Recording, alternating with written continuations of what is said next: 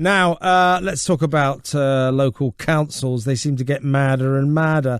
The latest bout of lunacy unfolded at Crystal Palace's match against Chelsea in the FA Cup at Wembley at the weekend, where a fan brought 32,000 Crystal Palace balloons, blue and red balloons. It's a tradition at Crystal Palace matches. They love to float balloons around above the fans. Anyway, these balloons were confiscated, and Rich Wilshire was fined for bringing them, and for £100, I think he got, and the cause of his offence was because the Brent Council, the local council, was worried that if these balloons burst, they would make a big bang and they would cause widespread panic among football fans, among the people attending the match. Have you ever heard anything so ridiculous?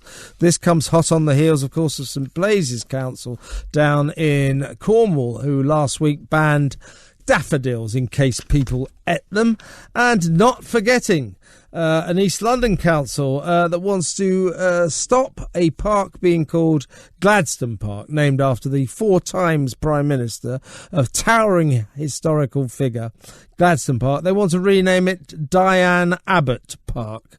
A kind of 2-bit minor opposition politician famous for her innumeracy and her hypocrisy, a socialist who sends her son to a private school, a public school. So no longer to be called Gladstone Park, they want it to be called Diane Abbott Park. Why are these town halls the centre of so much stupidity, rank stupidity? Let's talk to Jason Reed from Young Voices UK. Good evening, Jason. Good evening, Kevin. What's your favourite out of that one? I think mine is stopping a park being called, renaming Gladstone Park Diane Abbott Park. That is breathtakingly asinine, isn't it?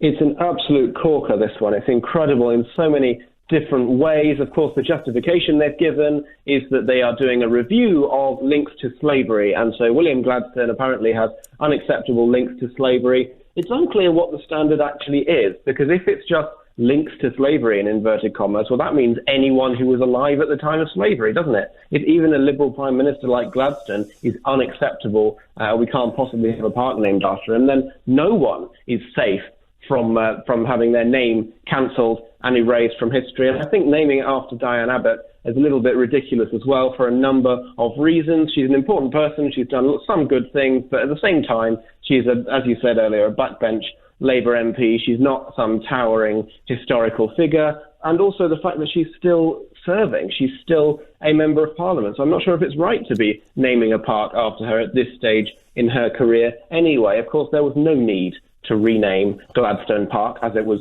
formerly known. There was no need at all. This is just a classic case of virtue signalling by this particular local authority. They want to be seen to be taking action on slavery, and so they want everyone to see how virtuous and important they are, and so this is the way they're doing it. But it doesn't achieve anything, and it's completely unnecessary. Here's why you know that it's not a bad idea to call it Gladstone Park, because 150 years after he was 4 times Prime Minister, everybody knows who Gladstone was, because, as I said at the outset, he was a towering historical figure in the history of this country.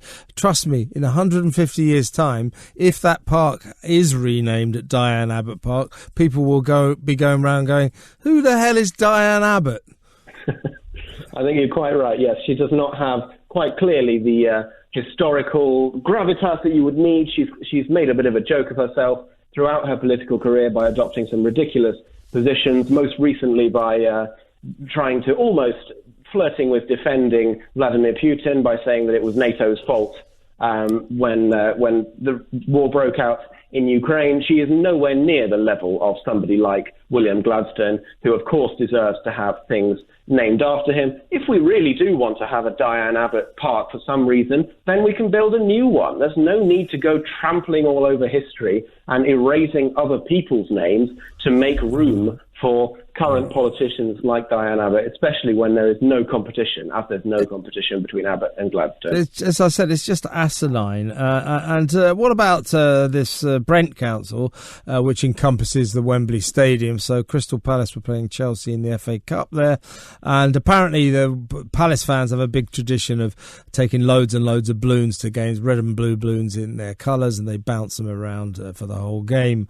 This guy was taking like 29,000 of them.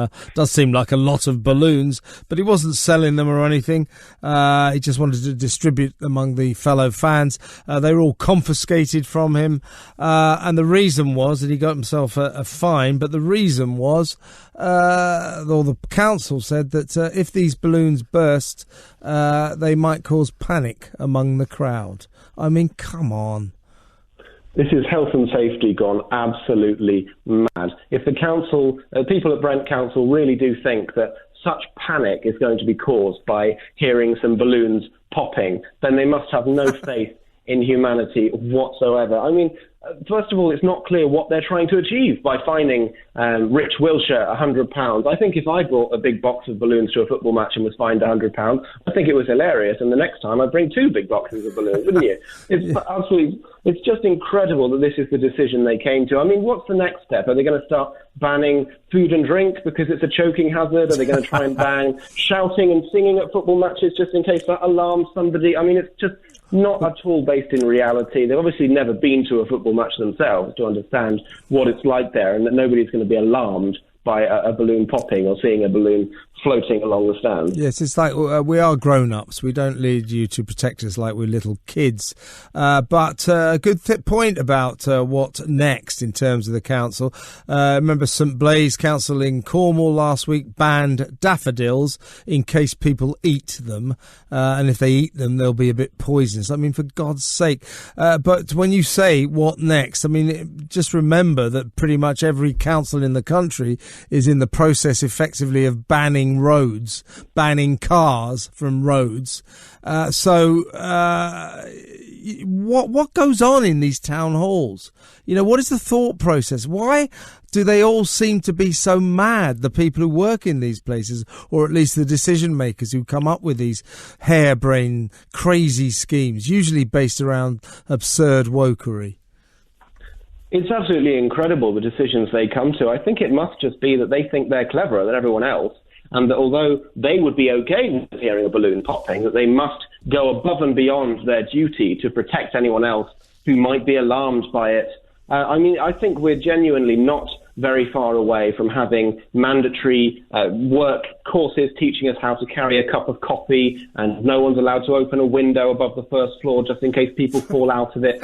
I mean, as you say, banning daffodils in case people eat them. I mean, what kind of country do these people think we live in, that people are just going around screaming when balloons pop and eating daffodils off the ground? It's completely devoid from reality, and the only explanation is that they just have no understanding of what real life is like.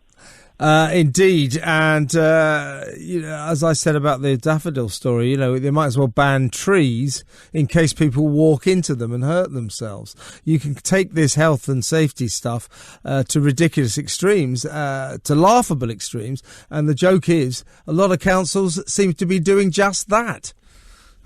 They do, yeah. They know absolutely no limits, because if you take this health and safety logic, you can apply it to absolutely anything. Anything can be dangerous. Walking down the street can be dangerous. Shaking hands with someone can be dangerous. Everything is a risk. We all take risks every second of our lives, every single day, because that's the nature of life. It's not the place of government. It's not the place of local councils to step in and say, we're going to try to protect you from every risk we can possibly think of, because that way lies madness. We cannot all walk around cushioned in foam so that we never have to be in danger of brushing our shoulder against a wall as we turn around the corner. That's not how life works. That's not how anyone wants life to work, because that would be incredibly miserable. And so these councils just need to have a dose of reality, a bit of a reality check, open their eyes and see the way the world really works, and just let us live our lives independent of their nanny status. Town hall people seeing the way the world really works, that'll be the day, Jason. Jason, great to talk to you as always. Jason Reed, political commentator and head of Young Voices UK there. Now, don't forget